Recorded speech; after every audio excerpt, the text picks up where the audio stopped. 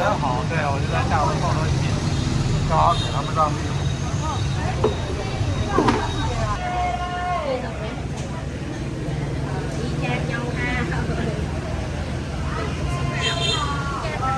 咖啡啊，有冰有热的。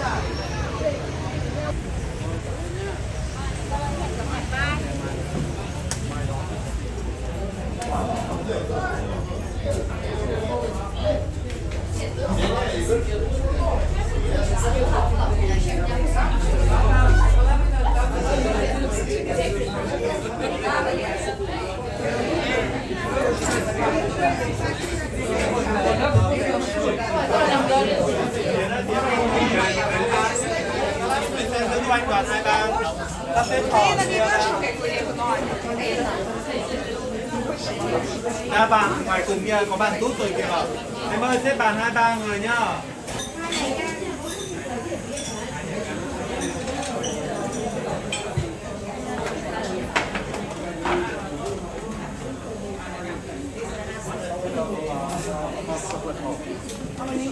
Đẩy nó bên đây được không? Các bạn.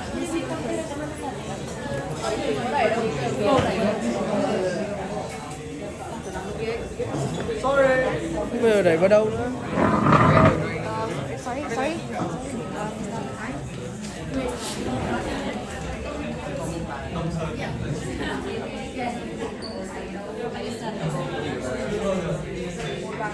Với bà chị không hỏi đấy là bà gì đây?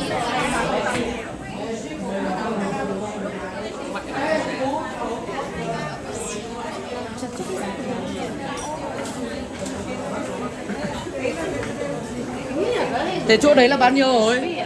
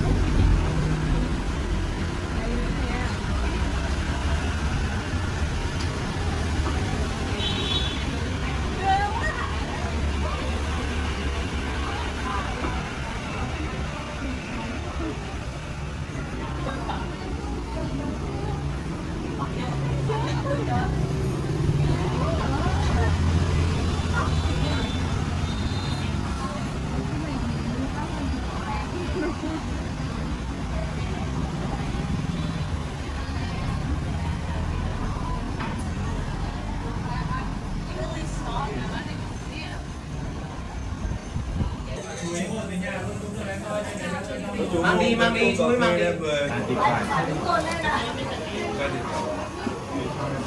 Thank you. One egg coffee. One egg coffee, only one. Yeah, 35 for you.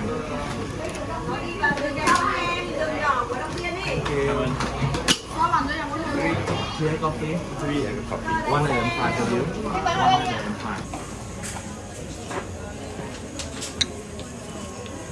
Cái bạn nào ấy nhỉ? Đấy, lấy đi ra, lấy đi. Bên này còn có cái túi tốt nào? Are you already pay? Pay here. Túi tốt là túi như nào em? Túi đẹp. Hello anh Tùng. Trong kia ngăn Anh thứ chào anh 3 Tùng. không ngăn thứ 3 Thế luôn, em chào anh không hello em. Okay, pay here for me. Hey guys, pay here for me. Đấy, có cái túi đẹp đấy. Dạ vâng. Túi dây. Tí tiền rồi ạ? Ok, cảm ơn ạ. Vải đây, còn mỗi đấy, đồng đấy thôi. 12 nóng lên trước đi.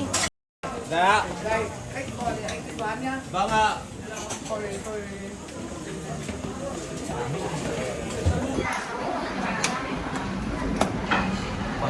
Cái này 3 đây 5 18 rồi. Thêm một cốc là 8 thì anh đây mấy cái 4 là không có cốc rồi. Coffee. White coffee. Có miếu. Tao thứ 6 tao bay vào. Tao đi với một mình đó.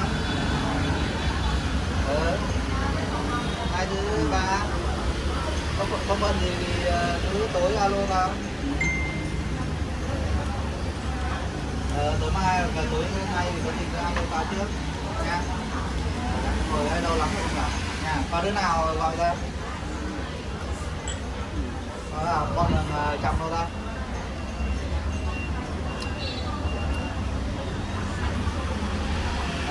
Tao 10 mấy năm rồi không gặp được nó đâu.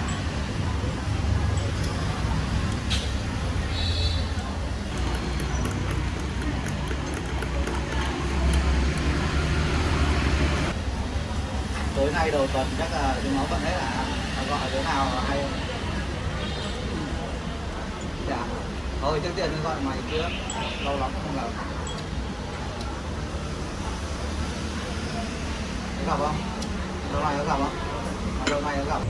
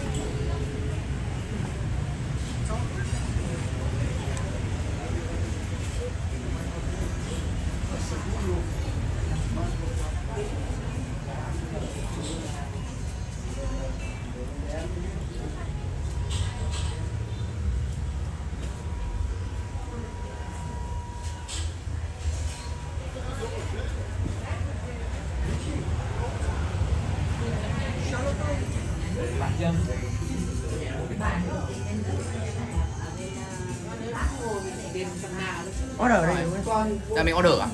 Mình lên tầng 2 thì nó order tầng 2, mình vào tầng 1 order tầng 1.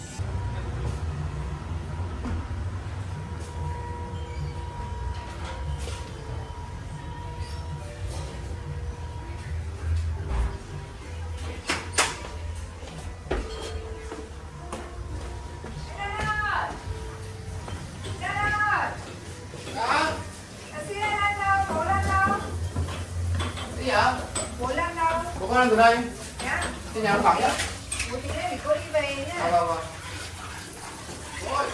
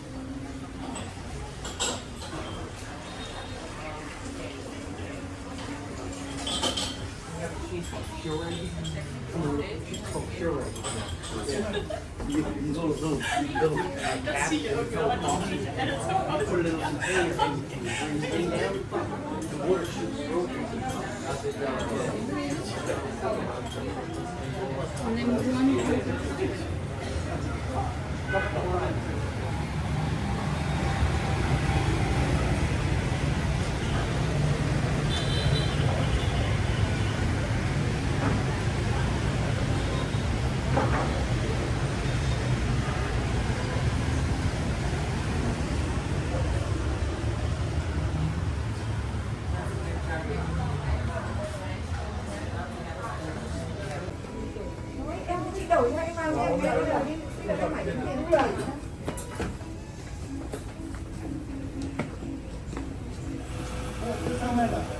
Cái gì bạn? Mấy gia đình thôi.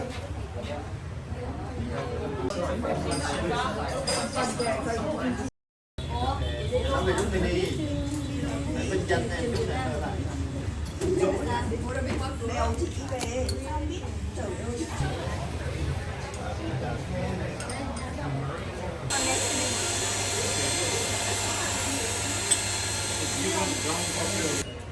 cho con mèo kia một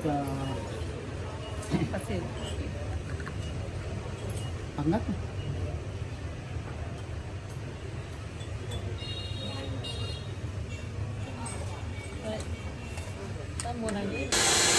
Nước hai tóc lên nước.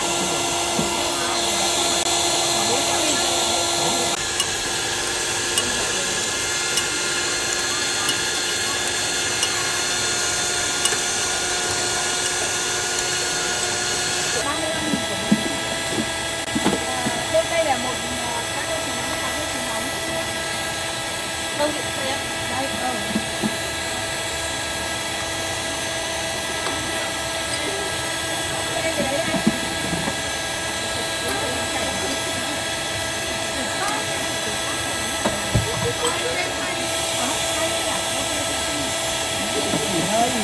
Bên trong vào lò đi quay rồi đây.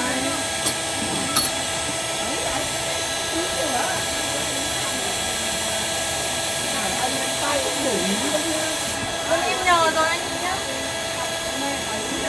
Tôi vừa đặt tôi là cái con mới tốt rồi nhá. Tôi chỉ có 2 tay đâu nhá. 3 đầu có tay đâu nhá. Trứng nóng. Đấy. Được đâu. Sửa tí này là tay xuống toàn người hai chị em mình rồi.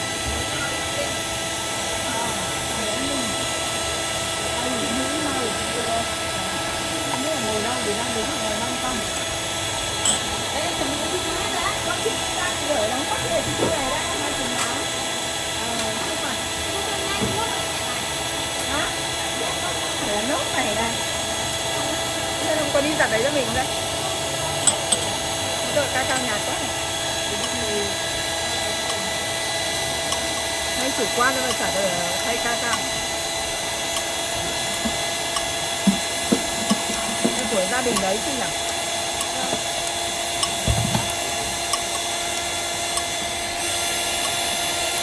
Em chi đánh trứng ngon này mà anh Thành không học là hỏi thì em chi.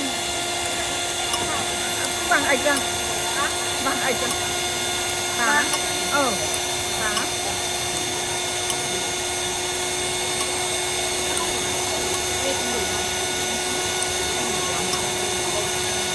Vàng ạch ra. Thử đi không nhạt đấy, không phải. Anh còn chơi bài anh đánh 9 quả rồi, anh không đánh 10 quả. Buổi sáng ra, bao giờ nhá, ví dụ chị đánh từ gối từ cái âu của anh ấy là chị phải lấy hết trứng của anh ấy chị mới tiếp tục được. Chứ mình dùng tiếp là không dùng được.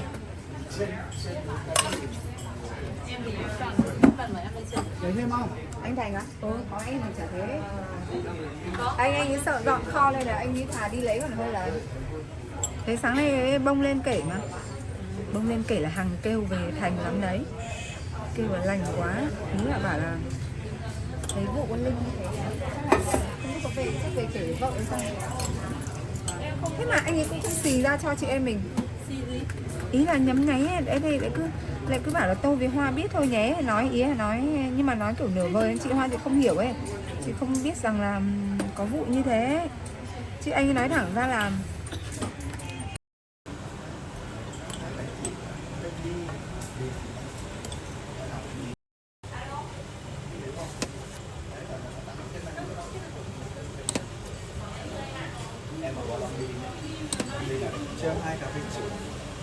hai cái trứng nóng hả em? Của em 60.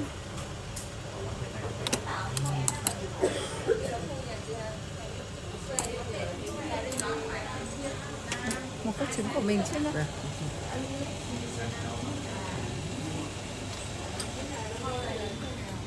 Đi đó này. Đi này.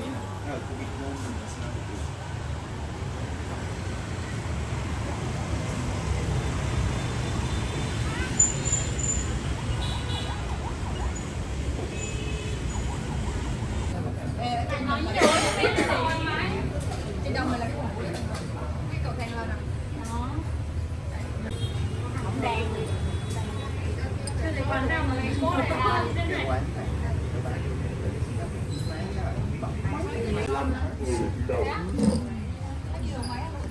Xưa là rất nhiều lắm hả? Ta sinh ở đây.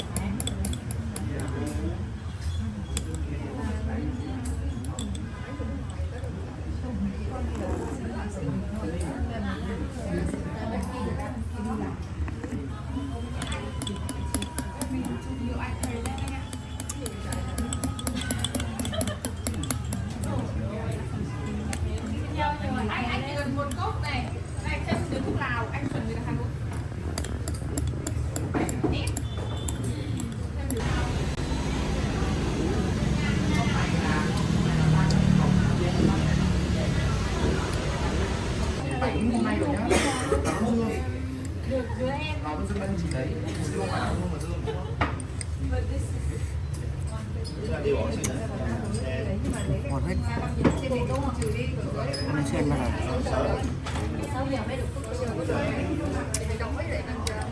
Đi bộ thì nó đói. Xem cái bánh gì rồi?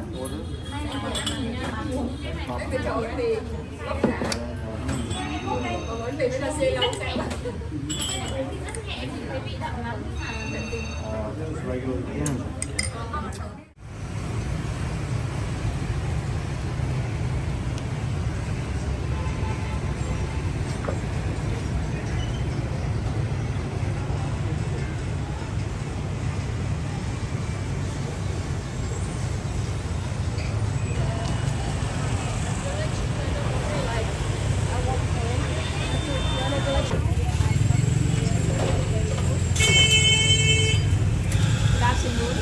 Order thế này. Đang gọi đồ đây là mình đến nhà.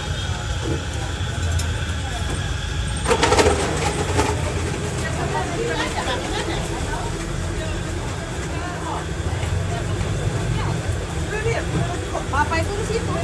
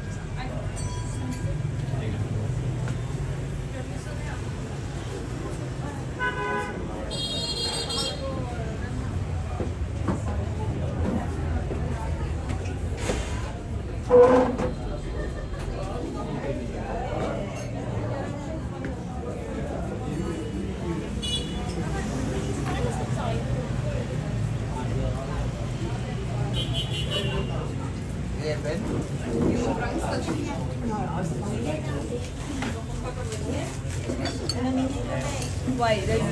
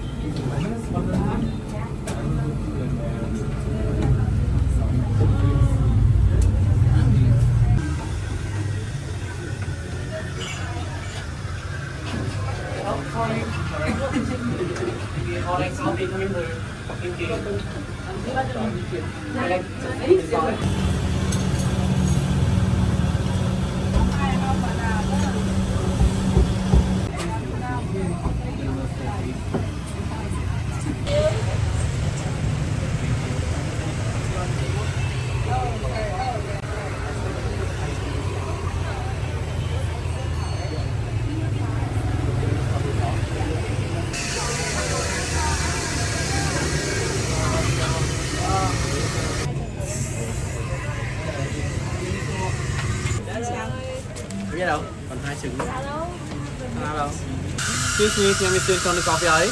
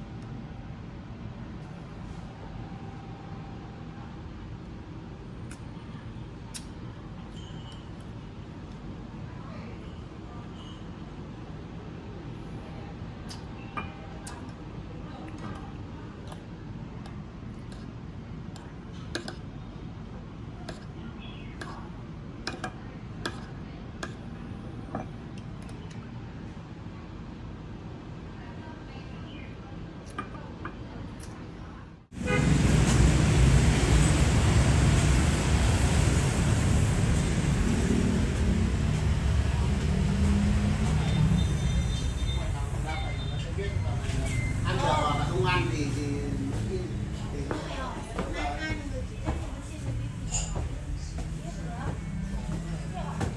Nó dám bảo em là học như mày được. Để nó dậy 8 giờ sáng rồi. Đúng rồi. Tôi sáng nay còn bình thường. Thật. Thôi bạn mình đang nói thế rồi. Thật chết.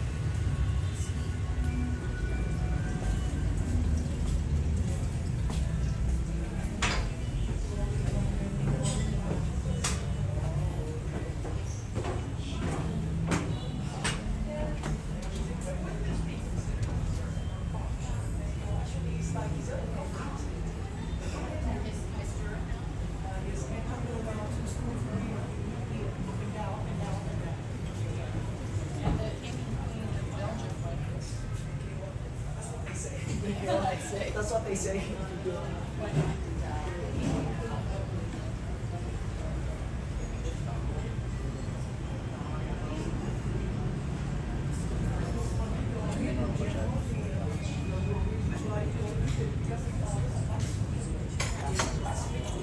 And also, you see all the decoration around here on the table.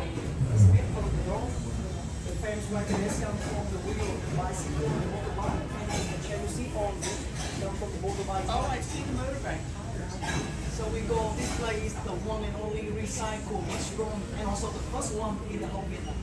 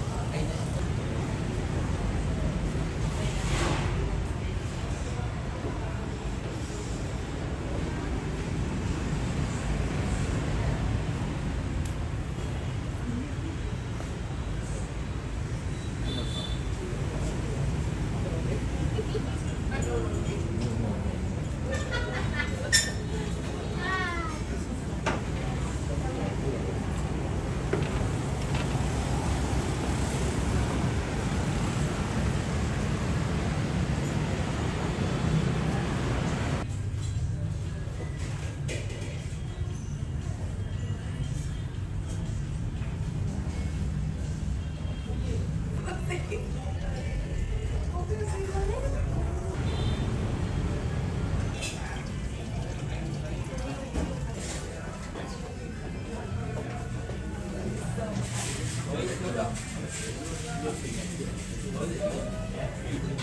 Well, I have to get some coffee at some point.